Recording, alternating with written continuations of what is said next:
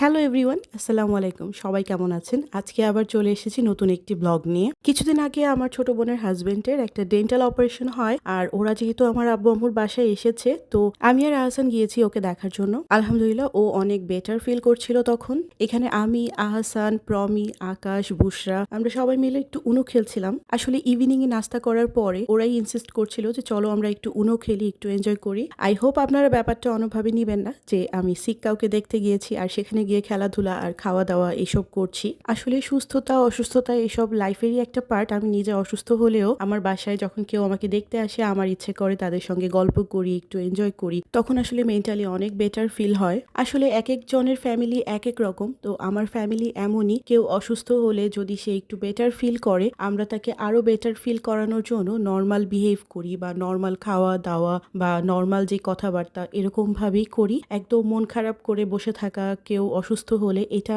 আমাদের ফ্যামিলিতে আসলে খুব একটা হয় না। সিভিয়ার সিকনেসের কথা আমি একদমই বলছি না, হালকা যখন আমাদের একটু অসুখ বিসুখ হয় সেটার কথাই আমি বলছি। কেউ সিভিয়ারলি অসুস্থ থাকলে সেই ক্ষেত্রে কোনো ধরনের এনজয় করা বা ফান করা এইসবের আসলে মন মানসিকতা একদমই থাকে না। তো আশা করছি কেউ কোনো অবান্তর কমেন্ট করবেন না। মেয়ে জামাইরা বাসায় আসবে আর আম্মু কোনো নাস্তা বা খাওয়া দাওয়ার আয়োজন করবে না, সেটা কি হয় কখনো? তো আমাদের ইভিনিং স্ন্যাক্সে ছিল মোগলাই ছিল, চিকেন মোগলাই, তারপর পুরান ঢাকার পুরি ছিল, আম ছিল, তারপর এখানে আম্মু একটা সবজি দিয়ে পাকোড়া বানিয়েছিল, এটা খেতে খুবই মজা হয়েছিল, মুচমুচে একদম। আম্মু এখানে চিপস ভেজেছে, ড্রাগন ফ্রুটস ছিল, এছাড়াও চা ছিল। তো আমরা সবাই একসঙ্গে নাস্তা করলাম। আকাশও আমাদের সঙ্গে নাস্তা করেছিল। ও যেহেতু আলহামদুলিল্লাহ অনেক বেটার ফিল করছিল এবং হার্ড ফুড নিতে পারছিল, সো আমরা সবাই একসঙ্গে খাওয়া দাওয়া করলাম। একটু পর আমার ছোট আন্টি আর আঙ্কেলও চলে এসেছে আকাশকে দেখার জন্য। কথা বলছিল সবাই ওর সঙ্গে, কিভাবে কি হয়েছে জানতে চাচ্ছিল।